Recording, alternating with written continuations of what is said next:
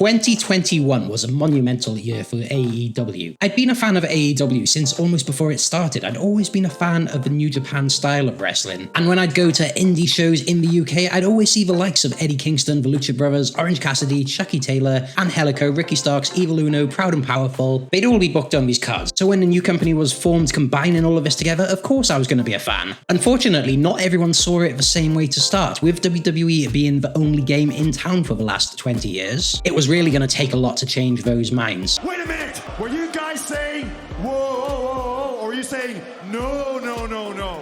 But 2021 has been the year where AEW has really solidified itself as an alternative, and it feels like the tides are starting to shift. Part of AEW's appeal is the incredible caliber of matches we get on a consistent basis. We really are spoilt. And in this video, I'm going to rank my top 10 matches of 2021. Now, you may not agree with these choices or the order, and that's absolutely fine because pro wrestling is an inherently subjective art form. So bear in mind that this is my list and yours may be different, so I do ask you to be respectful about that. But with that being said, if you think there are matches missing from this list or you would have ranked them in a slightly different order, I do encourage you to comment below and let me know. Let's get some healthy debate going in the YouTube comment section here. Anyway, let's get into it. We're through here!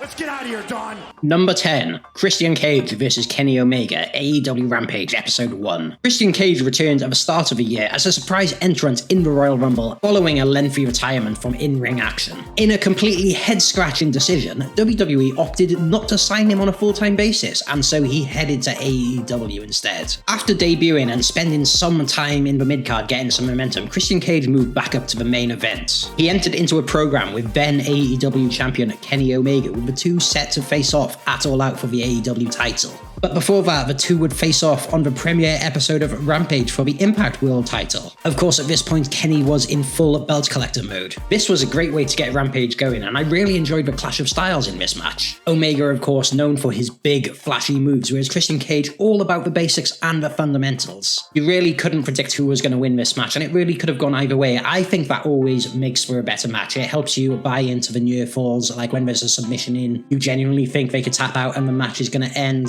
It just makes for a more exciting match, and that's exactly what we got here. Christian Cage did get the win and regain the Impact title. The finishing spot saw him hit Omega with a kill switch into the chair, which I thought was an awesome spot. The two would face off again at All Out, this time with Omega victorious, retaining the AEW title. Another great match, although that time overshadowed by what followed after the match. Number 9, Thunder Rosa vs Britt Baker, Dynamite St. Patrick's Day Slam. The lights out unsanctioned match between these two was already going to be a historic match due to being the first women's match to main event Dynamite. And safe to say, the match itself lived up to the hype. The match got straight into it with Rebel using the crutch on Rosa, and the action spilled straight to the outside as the two attacked each other with a steel chair. This was a pretty vicious match, and there were so many strikes thrown, brawling, weapon moves, kicks, thrown into objects. I actually counted that not a single wrestling move was used until over 6 minutes into the match. And even then it was Thunder Rosa suplexing Britt into a chair lodged in the turnbuckle. Both women got busted open, which is unusual to see, but a welcome surprise. And while we have started seeing more women's matches like this, it's not often we see one quite as brutal as this, and I think this really took a lot of people by surprise. The match was widely praised by critics and fans alike, cementing its place in history, where it's sure to be a talking point anytime women's wrestling is brought up. Number 8, Bryan Danielson vs Minoru Suzuki, AEW Rampage buy-in special. An episode of WWE SmackDown was due to go for half an hour longer than usual, meaning that for 30 minutes it would go head-to-head with AEW Rampage's Friday night slot. This had the potential to negatively affect AEW's ratings for that week, and so to combat it, Tony Khan took to Twitter, as he does, to announce a special buy-in before that episode of Rampage. The show would be broadcast for free on YouTube, and would be headlined by Bryan Danielson taking on the Japanese legend Minoru Suzuki. There wasn't much of a story going into this match, and Suzuki didn't get built up much either, but they didn't need to because AEW acknowledged the wrestling world outside of AEW, so you already know he's a big star. And so what we got was an absolute slugfest, the two throwing chops and stiff punches back and forth, absolutely battering each other. There isn't much I can really say about this match. It was just two people really going at it, and it made for excellent viewing. The match is still available to watch for free on YouTube. I'll put a link below, so if you've not seen this match, I highly recommend you go check it out. Number 7. Hangman Page versus Bryan Danielson. AEW Winter is coming. After dethroning Kenny Omega as the world champion, Hangman Page was set to make his first title defense against Bryan Danielson, who himself was making a late claim for Wrestler of the Year with some of the performances he was putting in. This match was a 60-minute instant classic, and it had it all: chops, strikes, grapples, submission, and mat-based wrestling, with Hangman working babyface and Bryan not so much a heel, but certainly more aggressive than we used to seeing him. So the match went to a 60-minute time limit draw as Hangman went for the buckshot lariat, but the bell went before he could get the pin. And now I do have some criticisms about this match, as I think a lot of people do. My main one being just how predictable the ending was for me. Only one AEW title match has ever gone above 30 minutes, and that was only by a couple of seconds. So after this match had gone on a certain length, maybe 40 minutes, it was pretty blatant that a time limit draw is what they were going for here. Not to mention the fact they'd also already done a draw with Kenny Omega to protect Bryan's undefeated streak. And much like with the Omega match, this match was at the start of the show, as to not give away what the length would be. Of course, if the main event starts an hour in, you know it's going an hour, but if it starts at the start, it's a little bit more unpredictable, but then also you have to question why are they putting it at the start. Like, it's kind of obvious that this is what they're doing. And for me, that takes a lot of enjoyment out of it. You can't buy into the near falls. When there's a submission on, you just know they're not going to tap. And you know, just coincidentally, everything seems to happen just as the time limit's coming up, and it always ends in the kind of situation where it wouldn't have ended in a draw if there were just a couple more seconds. Look, it's a tired trope, and I've seen it too many times before. But in fairness, let's remember that Bryan was not the original plan. He got inserted into the tournament due to an injury, and as he's still undefeated, they're likely saving his first loss for a big moment, so I'll give AEW the benefit of the doubt here. And of course, this criticism is quite minor in the grand scheme of things, stopping this match only from going from one of the best matches of the year to the best match of the year. Let's remember, it was still pretty great for what it was. Number 6.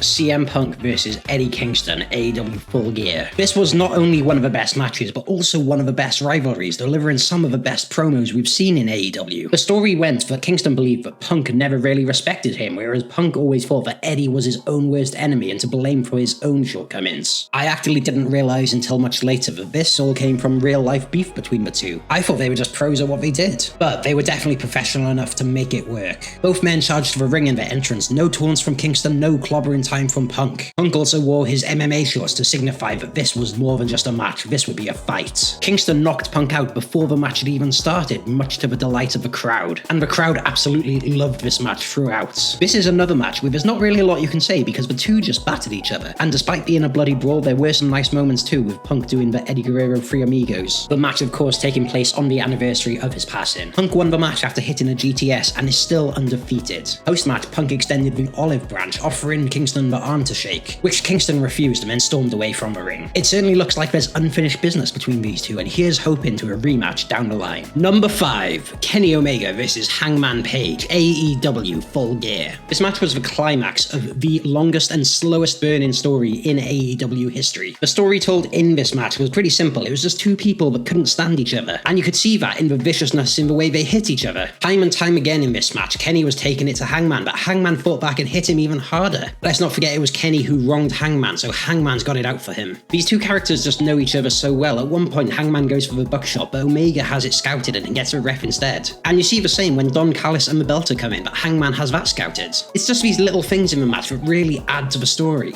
The ending to the match was really symbolic as well. Remember the ending to the Young Bucks versus Omega and Hangman match at Revolution? It was one of the coolest endings ever, where Hangman Page double buckshot lariat both the Bucks out of the ring and then back into the ring. The story back then being that there were trust issues between the two. And so Hangman ends this with a double buckshot lariat, but the first one he hits to the back of Omega's head. I like to think of that as a vicious metaphor for Omega stabbing Hangman in the back. Then as Hangman is standing on the outside of the ring about to hit the second buckshot lariat, he looks to the side and sees the Young Bucks. This is also symbolic, because remember back to the first time Hangman and Omega had their first match, the Bucks refused to be in Hangman's corner, but where do they find themselves now? This is also a callback to after the match at Revolution, when Hangman Page found himself standing on the apron outside of the ring, looking like he was going to buckshot lariat Kenny, but he didn't. But now it finally happened. He looks over to the Young Bucks, they nod in approval, he hits the buckshot lariat, 1, 2, 3, new heavyweight champion. And there it is, story arc complete. This was the end of Omega's record-breaking run, and it was really impressive that he could have a match like this with the health issues he had, which came out afterwards. The blow-off to the best and longest running feud in AEW history so far helped elevate what was already a great match. And post-match, Hangman Page celebrates in the ring with his buddies the Dark Order. Don't you just love a happy ending?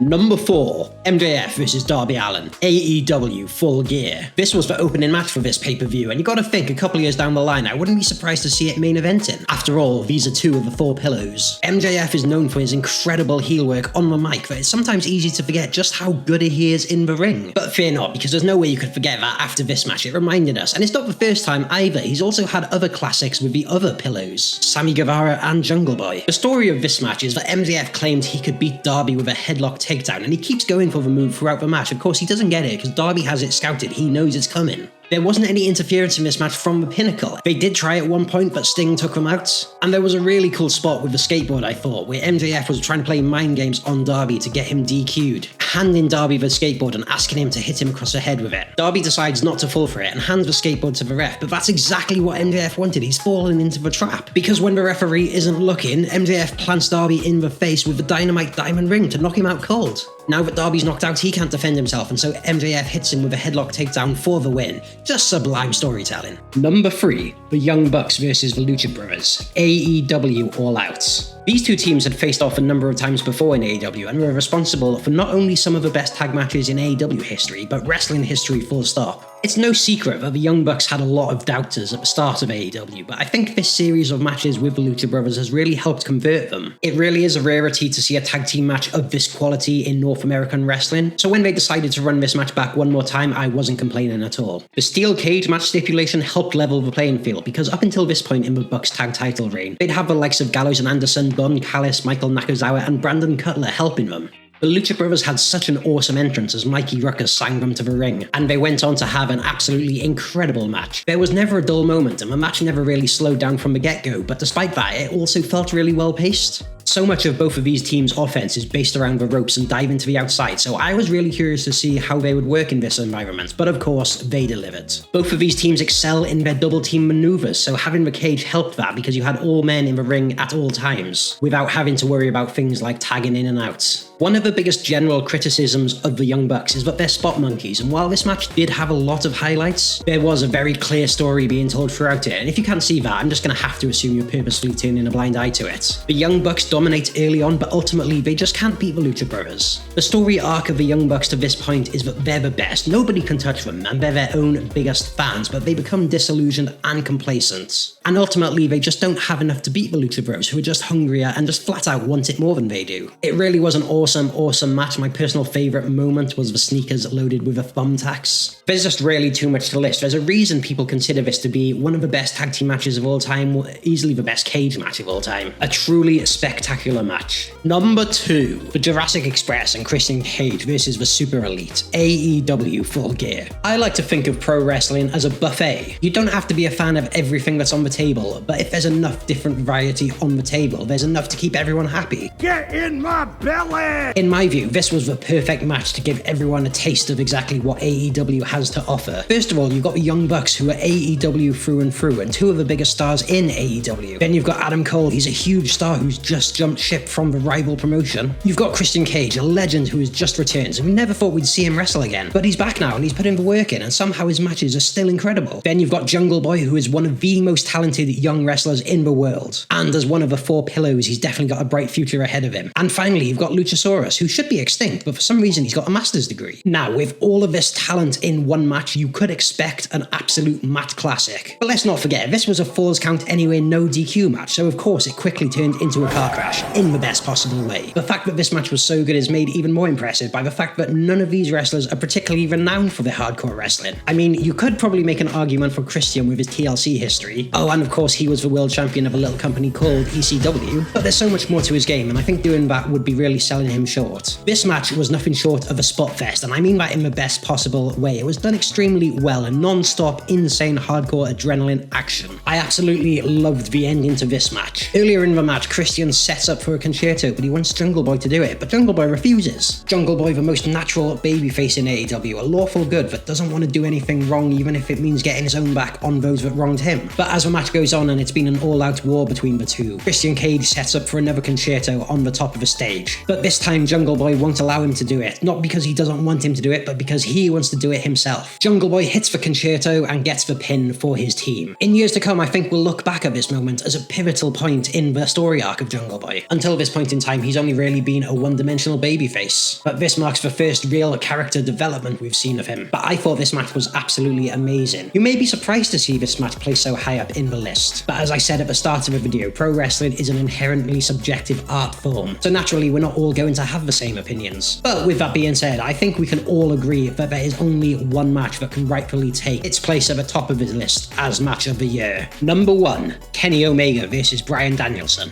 AEW Dynamite Grand Slam. This can only be described as a dream match. You had two wrestlers at the peak of their career meeting, and we never thought we'd get the right circumstances for it to happen, but here it is. In front of AEW's biggest ever crowd, arguably AEW's biggest ever match. The New York crowd were absolutely electric before this match had even started, and I really enjoyed the unpredictability that making it a non-title match added. Sometimes when there's a title on the line, it becomes a little too easy to predict, but this being non-title, it really made you feel that either man could win this. We saw Danielson work on the arm of Omega, and we also saw him bust out a bunch of moves that I haven't seen him done for a number of years. The cattle mutilation, and also the sign to the ref, "I've got till 5" when he tried to break up the count. Something I did notice, and I don't know if I'm looking too far into this, but as I've already said a number of times in this video, subjective art form, so please do indulge me for a second. I noticed that Danielson dominated Omega early on in this match when he was using his old indie moves, and it was only when Omega went for his signature yes kicks, that's when Omega got the upper hand. I like to think of this as a metaphor of sorts, that Danielson now has to adapt and push out of the comfort zone that he's been in for so long, which, let's face it, that's exactly what he wants. So like I said, Kenny Omega gets the upper hand in this match when he hits a vicious dragon suplex on the stage, and I loved how the storytelling of this match moved with something as simple as that move, the dragon suplex, because later on in the match, Kenny Omega goes for that move again. I mean, it worked for him once, why wouldn't he? But that's his mistake, he's using the same move twice, and Danielson counters it. Then later we see Omega go for a third dragon suplex, but this time he hesitates. He remembers last time he did it, Danielson counters it, so he hesitates and then kicks Bryan in the back of the head. Then later in the match we see Omega go for another dragon suplex. His fourth attempt of this move, he got some offense in on the last one. Can he get it this time? No, because Bryan counters it again. You start to wonder, is Omega going to the well too many times with this move? Until he attempts it for the 5th time in the match and finally hits it. Now another move that Kenny sometimes uses is the one-winged angel, but he couldn't even get that in this match. That's a move that when he hits it, no one ever kicks out of it. But he does attempt another move, the Phoenix Splash from the top rope, but we often see this as a desperation move from Omega, and he doesn't hit it. His success rate with that move extremely low, but it's a move he only busts out when he's struggling in the match or when he's panicking, and I think that does do something to add to the storytelling of this match. One move that Omega doesn't miss is the V-trigger, and he absolutely spams that over the course of this match. The match goes the full 30 minutes as the bell goes, signaling the end of the match, but the two keep brawling. They really don't like each other at this point, and the crowd absolutely erupt at this. You just knew you were watching something special with this match. This was a pay-per-view main event quality match, opening the show on free TV. And I forgot to say earlier, the fact that it was opening the show I think really added a lot, because you didn't know how long the match was going to go. So when it went to the time limit, it really was a surprise, because we hadn't seen that from AEW much at the time. They have started using it a bit more, but at the time I think this was one of the first. And speaking of first, I think we can all agree that this match rightfully takes its place at the top of this list, number 1 match 2021. So thank you so much for watching this video if you've made it all the way through. If you have enjoyed this video, please be sure to smash that like button, help the YouTube algorithm know that it's got to recommend this to more people. And please do subscribe if you want to get recommended more videos like this from this channel. Special thanks to Gareth as well for asking me for my top 10 matches. If he hadn't asked me for this, I probably wouldn't even have done this video, so cheers mate. The next video on the screen right now has been hand selected for you by the YouTube algorithm. It thinks you're going to enjoy it, so why not give that a click and find out? I mean, robots can't be wrong, right? Anyway, take care guys, and I'll catch you again next time.